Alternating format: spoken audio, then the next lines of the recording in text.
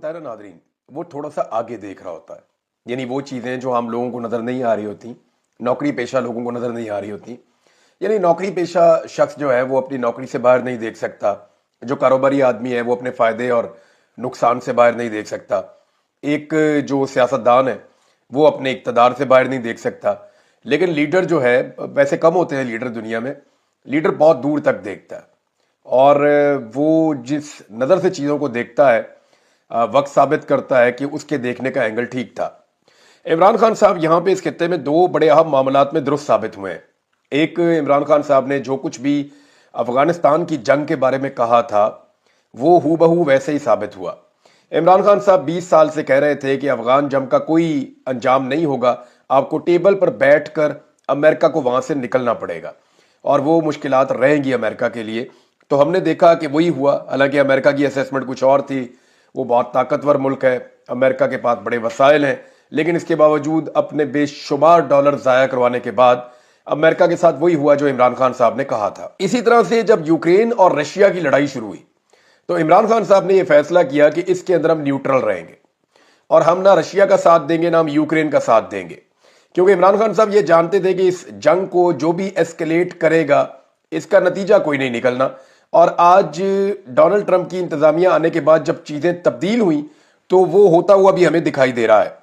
مثال کے طور پہ جو بائیڈن نے جو غلطی کی تھی یوکرین کو لے کر, یعنی ہوا یہ تھا کہ چند ہی ہفتے کے اندر یوکرین کو بہت بڑی مقدار میں ہتھیار پہنچانا شروع کر دیے, بہت بڑی مقدار میں سپورٹ دینا شروع کر دی, اور پوری دنیا سے جدید ہتھیار, جدید اکوپمنٹ, وار پلاننگ, سارا کچھ جو ہے وہ پہنچایا گیا یوکرین میں. اور پھر رشیا کے مقابلے میں سارے ملک اکٹھے ہو گئے. اب لڑ تو رہے ہیں وہاں پہ یوکرین کے فوجی یا یوکرینی نوجوان لڑ رہے ہیں, کچھ اور جگہوں سے بھی لوگوں کو پہنچایا گیا پیسہ دے کر, فائٹرز کو لے جایا گیا وہاں رشیا کے خلاف. لیکن جو پیسہ استعمال ہو رہا تھا وہ امریکہ کا اور یورپ کا استعمال ہو رہا تھا. تو ایک پاگل پن تھا جنگ کا جو بہت آگے تک لے گیا. ایسا لگا کہ جیسے یورپ نے اور امریکہ نے جنگ کو بڑھانے کی کوشش کی ہے جنگ کو ختم کرنے سے زیادہ. یعنی انہوں نے اتنا زیادہ سپورٹ کر دیا یوکرین کو کہ دونوں طرف سے بڑی تگڑی لڑائی شروع ہو گئی. اب اگر وہ جنگ کو روکنے کے لیے اتنی کوشش کرتے تو شاید یہ جنگ چند مہینوں میں یا چند ہفتوں میں وہ جنگ رک جاتی. لیکن اگر آپ اعداد و شمار دیکھیں تو اتنا پیسہ اس جنگ پہ لگ چکا ہے کہ اتنا پیسہ اگر اس خطے کی ترقی پہ لگتا تو پورے خطے کی قسمت بدل جاتی. اب رشیا جو ہے اس کا اگر آپ ٹوٹل بجٹ دیکھیں دفاعی تو وہ پورے یورپ سے زیادہ کا ہے. وہی یوکرینی صدر جو امریکہ سے نکلا تو وہاں کافی شرمندگی کا اسے سامنا کرنا پڑا. ڈونلڈ ٹرمپ نے اور امریکہ کے جو نائب صدر ہیں ان دونوں نے مل کے جس طرح کا سلوک کیا یوکرین کے صدر کے ساتھ, اس کے بعد جب وہ یورپ پہنچے اور برطانیہ پہنچے تو 10 ڈاؤننگ سٹریٹ کے باہر آ کر وزیر اعظم جو برطانیہ کے ہیں انہوں نے ریسیو کیا اور بڑا وارم ویلکم کیا. اس کے علاوہ خبر آ رہی ہے کہ جناب ان کو رائل ریسیپشن بھی دی جا رہی ہے. یعنی جو شہزادہ چارلس ہیں برطانیہ کے, وہ بھی اب ریسیپشن دے رہے ہیں اور وہ بھی ملیں گے ان کو, زیلنسکی کو جو یوکرین کا صدر ہے. اس کے علاوہ میکرون ہو یا جو جرمنی کی گورنمنٹ ہے وہ ہو یا جتنے بڑے ملک ہیں یورپ کے, وہ سارے کے سارے سپورٹ کر رہے ہیں یوکرین کو. لیکن یہ یوکرین کو کتنا پیسہ دے سکتے ہیں؟ ابھی برطانیہ نے $2.26 ارب کا قرض دیا ہے یوکرین کو لڑنے کے لیے کہ جناب آپ اس سے ہتھیار خرید لیں, آپ رشیا کے ساتھ لڑائی لڑتے رہیں. تو اب قرضہ لے کر وہ ہتھیار خریدیں گے اور رشیا کے ساتھ لڑائی لڑیں گے. اس کے علاوہ جو ہے وہ جرمنی نے فل سپورٹ کا کہا ہے, آسٹریلیا نے سپورٹ کا کہا ہے, کینیڈا نے سپورٹ کا کہا ہے, فرانس نے سپورٹ کا کہا ہے. تو یورپ اپنی پوری سپورٹ دے بھی دے تو کیا وہ یوکرین کی مدد کر سکتا ہے اور اس جنگ کو روک سکتا ہے؟ تو جواب یہ ہے کہ امریکہ کے بغیر ان کے لیے ایسا کرنا ممکن نہیں ہے. کیونکہ دیکھیں روس کا اکیلے کا جو دفاعی بجٹ ہے وہ پورے یورپ کے دفاعی بجٹ سے زیادہ ہے, نمبر ایک. اور روس نے لگ بھگ 41% تک اپنے بجٹ کو یہ جو سینیریو اس وقت چل رہا ہے جنگ کا اس کی وجہ سے بڑھایا بھی ہے. دوسری بات یہ ہے کہ جو یوکرین کے صدر ہیں ان کا یہ کہنا ہے کہ 1 سے 2 لاکھ ان کو اضافی فوجی چاہیے ہوں گے جو فوجی روس کو ایک بڑے حملے سے روک سکیں. لہذا یہ فوجی کہاں سے آئیں گے؟ اس میں جب آپ اعداد و شمار دیکھتے ہیں جو یورپ کے پاس ہیں امریکہ کے بغیر, تو وہ بمشکل 30,000 فوجیوں کا بندوبست اور انتظام کر سکتے ہیں کہ وہاں پہ انہیں تعینات کیا جا سکے. تو یہ بڑا مشکل ہے اور صورتحال اتنی آسان نہیں ہے امریکہ کے بغیر جتنی یورپ کو لگ رہی تھی. اب امریکہ کی کمی کا احساس بھی ہوگا. دوسری جانب امریکہ کو بھی تھوڑا دباؤ کا سامنا کرنا پڑے گا کیونکہ امریکہ کا جو اتحادی ہے وہ یہی مغربی ممالک ہیں. یہ والے جو ملک ہیں نا، یورپی ممالک یا برطانیہ یا آسٹریلیا، یہی تو دنیا میں امریکہ کے اتحادی ہے اور ان کے بلبوتے پہ امریکہ پوری دنیا کے اوپر رول کرتا ہے. جس چیز کو چاہتا ہے اس کے اوپر اپنی مرضی کا فیصلہ کروا لیتا ہے. تو یہاں اگر امریکہ اپنے آپ کو باہر رکھے گا تو امریکہ کے اپنے تعلقات بھی کچھ حد تک متاثر ہوں گے، کیونکہ یوکرین کو لے کر جتنی بڑی ایک وار پلاننگ کی گئی تھی اور جتنے زیادہ یوکرین کو لے کر جذباتی ہو گئے تھے یورپینز، اب ان کے لیے پیچھے ہٹنا اور واپس جانا وہ اس طرح سے ممکن نہیں ہوگا. امریکہ جنگ بندی کیسے کرواتا ہے، رشیا کو کن شرائط کے اوپر آمادہ کرتا ہے، اور یوکرین جو ہے وہ اس کو اس جنگ میں کیا کھونا پڑتا ہے، یہ وہ بڑے سوالات ہیں جن کا جواب ہمیں آنے والے دنوں میں ملے گا. ان چیزوں کے اوپر ہم نظر رکھیں گے. لیکن جس طرح وائٹ ہاؤس میں ہوا یوکرین کے صدر کے ساتھ، اس طرح تو اللہ کرے کسی کے ساتھ بھی نہ ہو، لیکن پھر ان کی عزت کی کچھ حد تک بحالی یورپ اور برطانیہ خاص طور پہ پہنچنے پر ہوئی ہے. ایک اور ناظرین خبر ہے، اور وہ خبر ہے پاکستان پیپلز پارٹی کے حوالے سے. میں نے آپ کو پچھلے ویلاگ میں کہا تھا کہ ایک سٹیٹمنٹ دیا شرجیل انعام میمن صاحب نے. اب اسی طرح کا ایک اور سٹیٹمنٹ دیا ہے پاکستان پیپلز پارٹی کے ایک اور رہنما نے. اب کے جناب سندھ کے وزیر ہیں ناصر حسین شاہ صاحب، یہ پاکستان پیپلز پارٹی کے بڑے اہم رہنما ہیں سندھ سے. انہوں نے یہ سٹیٹمنٹ دیا. انہوں نے کہا جی فارم 45 اور فارم 47 کی بہت باتیں ہوتی ہیں، لیکن الحمدللہ پیپلز پارٹی کے جتنے لوگ یہاں بیٹھے ہیں وہ سب فارم 47 والے ہیں. یہ ان کے منہ سے نکل گیا، ان کی زبان پھسل گئی. ایکچولی وہ فارم 45 کہنا چاہ رہے تھے. یہ ایجنڈا کیوں لے کر آ رہی ہے پیپلز پارٹی بار بار؟ دیکھیں صرف بات یہاں نہیں رک جاتی، ایک سٹیٹمنٹ اور ہے، اس کو اگر آپ اس کے ساتھ ملا کر پڑھیں گے تو پھر آپ کو پوری بات سمجھ آ جائے گی. یہ سٹیٹمنٹ ہے سید نوید قمر صاحب کا. سید نوید قمر صاحب جو ہے وہ پاکستان پیپلز پارٹی کے سینئر رہنما ہے. انہوں نے کہا بجٹ آ رہا ہے، حکومت کو بجٹ میں ووٹ نہ دینے کا آپشن موجود ہے. ابھی یہ مارچ کا مہینہ ہے، مارچ پورا اور اپریل پورا گزرے گا، پھر مئی پورا گزرے گا، پھر جون میں جا کے بجٹ آنا ہے. تو 3-3.5 مہینے پہلے وہ یہ بات کیوں کر رہے ہیں کہ حکومت کو بجٹ میں ووٹ نہ دینے کا آپشن موجود ہے، اگر ہم ووٹ نہیں دیں گے تو یہ حکومت گر جائے گی، ہم سوچ سمجھ کر فیصلہ کریں گے. سید نوید قمر، یہ ہو کیا رہا ہے؟ پیپلز پارٹی ایکچولی یہ باتیں کیوں کر رہی ہے میں آپ کو یہ بتا دیتا ہوں. جو ایک فارمولا ہے اسلام آباد میں ڈسکس بھی ہو رہا ہے اور بہت سارے لوگ اس کے لیے دعویٰ کرتے ہیں کہ یہ ایکچول خبر ہے پردے کے پیچھے، کہ جس وقت یہ طے ہوا تھا کہ پیپلز پارٹی اور پی ایم ایل این مل کر حکومت بنائیں گے تو یہ بھی طے ہوا تھا کہ دونوں آدھے آدھے وقت کے لیے مل کر حکومت بنائیں گے. یعنی شہباز شریف صاحب آدھے وقت کے لیے وزیر اعظم رہیں گے اور پھر باقی آدھے وقت کے لیے بلاول زرداری کو وزیر اعظم بنایا جائے گا. اب یہ کیوں ہونا چاہیے؟ آصف علی زرداری یہ سمجھتے ہیں کہ ان کے بیٹے کی جو سیاسی صلاحیت ہے وہ اس قدر نہیں ہے کہ وہ آصف علی زرداری صاحب کے بعد کسی وقت خود سے وزیر اعظم پاکستان بن جائے تو اس کا ہاتھ پکڑ کے ایک مرتبہ اسے وزیر اعظم کی کرسی پر بٹھانا لازم ہے. تو زرداری صاحب نے اپنے منہ سے یہ بات ایک دن کہی بھی تھی. آپ کو یاد ہوگا زرداری صاحب نے فرمایا تھا کہ میں اپنی زندگی میں بلاول کو وزیر اعظم دیکھنا چاہتا ہوں.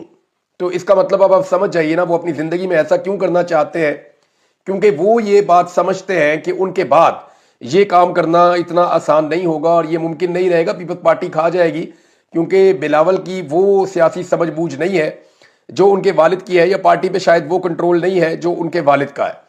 تو اب وہ یہ چاہتے ہیں بن جائے. لیکن ہوا یہ کہ بیچ میں اسٹیبلشمنٹس کے زیادہ نزدیک ہو گئی مریم نواز کی اسٹیبلشمنٹ کے ساتھ جو قربتیں بڑی ہیں اور جس قسم کے مناظر ہم نے دیکھے خاص طور پہ آرمی چیف کے ساتھ جو ان کی انگیجمنٹ رہی 2-3 مرتبہ، ان کی وجہ سے بھی پیپلز پارٹی میں بے چینی بڑھی ہے. اور انہیں لگا کہ ایسا تو نہیں کہ کہیں دھوکہ ہمارے ساتھ ہو جائے اور پھر مڈ ٹرم الیکشن ہو جائے اور اس کے بعد مریم نواز کو وزیر اعظم پاکستان بنانے کی طرف ایک سفر شروع کر دیا جائے.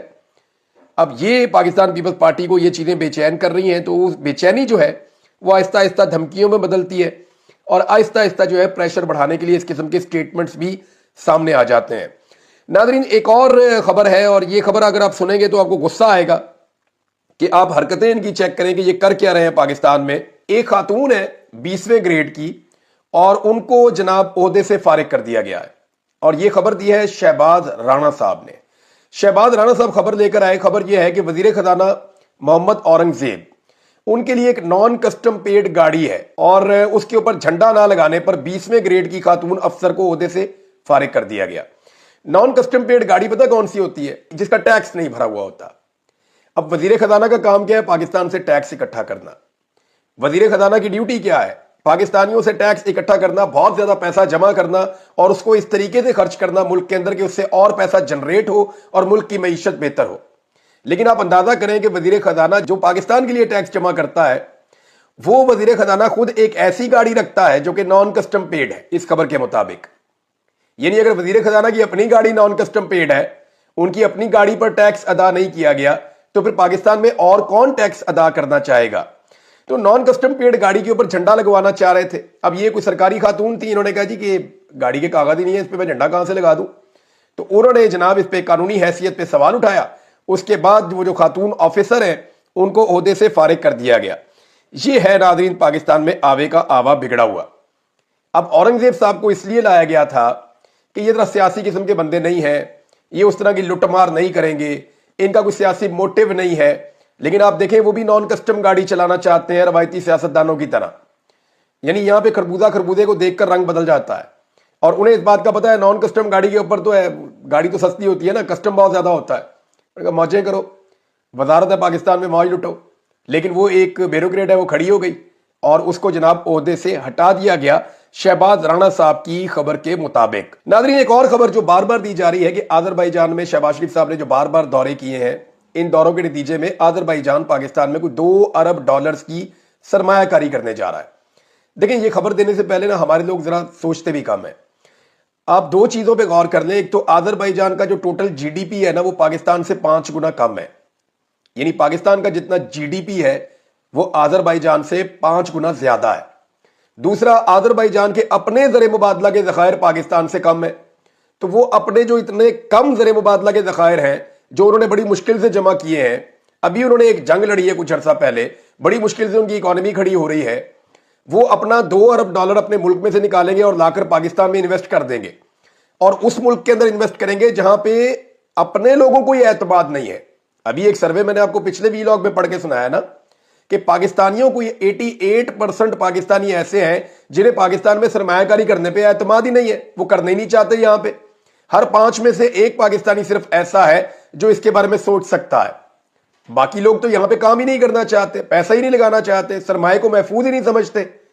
तो ये जिस मुल्क में अपने लोग महफूज नहीं समझते, आज़रबाईजान वहां पे आकर क्यों सरमायाकारी करेगा? सवाल ये पैदा होता है। दूसरा एक और बड़ा इंपॉर्टेंट क्वेश्चन है। देखिए ये जो MOU साइन होते हैं ना, इनका कोई जवाब नहीं होता। ये तो खैर सगाली होते हैं ना जी, हम इसके ऊपर काम कर लेते हैं, इस पे काम कर लेते हैं, इस पे काम कर लेते हैं, इतने अरब डॉलर आ जाएंगे। MOU अगर साइन करने हैं तो आप आज़रबाईजान के साथ एक $100 अरब के MOUs भी साइन कर सकते हैं। यानी मैं एक बंदा पकड़ देता हूं, कोई भी अंग्रेज, कल उसके साथ 10 MOU साइन कर देता हूं $2 अरब के, तो हमें कौन सा कानून पकड़ेगा या पूछेगा? उनकी बुनियाद के ऊपर आप खबरें नहीं बना सकते। आज़रबाईजान के अंदर पाकिस्तानी बहुत सारे इन्वेस्टमेंट कर रहे हैं। मैं क्योंकि आज़रबाईजान मैंने ट्रेवल किया कुछ अर्सा पहले, तो मैंने ये देखा कि वो अपनी इकोनॉमी को बेहतर बनाने के लिए इंडिया और पाकिस्तान से वहां पे बाकायदा इन्वेस्टमेंट जा रही है और वो इन्वेस्टमेंट के हवाले से कुछ उन्होंने वीज़ा और कुछ उन्होंने सहूलतें भी प्रोवाइड की हुई हैं। तो वो तो चाह रहे हैं उनके मुल्क में पैसा आए, तो वो वहां से पैसा निकालकर पाकिस्तान में क्यों लेकर आएंगे, एक ऐसे मुल्क में जिस मुल्क के अंदर ऑलरेडी उस मुल्क के अपने लोग पैसा लेकर उस मुल्क से बाहर जा रहे हैं। नाज़रीन परवेज खटक साहब ने काबीना तो ज्वाइन कर ली है शहबाज शरीफ साहब की, लेकिन हैरत की बात यह है कि वो अपनी ही काबीना में अजनबी हैं। यानी कोई भी उन्हें खुशामदीद नहीं कह रहा, कोई भी उनका दिफा नहीं कर पा रहा, बल्कि PMLN के लोग कह रहे हैं जी ठीक है, शहबाज शरीफ साहब से पूछें कि क्यों रखा परवेज खटक साहब को। तो परवेज खटक साहब इससे बेहतर है कि वो काबीना का हिस्सा ही ना बनते। काबीना का ऐसा हिस्सा बनकर एक अजनबी की तरह वहां पे रहना, ये किसी भी ऐसे सियासतदान को जो साबिक में वजीर आला खैबर पख्तूनख्वा भी रहा हो, जो वजीर दिफा पाकिस्तान भी रहा हो, उसके लिए खासी मायूब बात है। नाज़रीन कज़ाफी स्टेडियम के हवाले से भी ये खबर है और ये खबर मैं आपके सामने रख देता हूं। अंदाजा कीजिए एक के बाद एक बुरी खबर आती है। ये मोहसिन नकवी साहब का एक और कारनामा रिपोर्ट हुआ है जी। मोहम्मद उमैर साहब के ट्वीट से मैं आपको ये तस्वीर और वीडियो दिखा सकता हूं। पहली ही बारिश में कज़ाफी स्टेडियम के नए तामीर शुदा हिस्से की छतें टपक पड़ी। अरबों पैसे बने, इस प्रोजेक्ट में कितनी करप्शन होगी ग्रीन लेन की तरह पहली बारिश में ही सब कुछ बह गया। इस खबर पर कितने प्रोग्राम हुए, ये उन्होंने सवाल भी उठाया। मामला ये है तो फिर प्रोग्राम तो होने चाहिए थे, निकलना चाहिए था। लेकिन अजीब बात यह है कि मोहसिन नकवी साहब करें या अनवार काकड़ साहब करें, जो भी इस वक्त पाकिस्तान तहरीक इंसाफ के खिलाफ इस्तेमाल हुआ है उसको किसी किस्म की पकड़ नहीं है।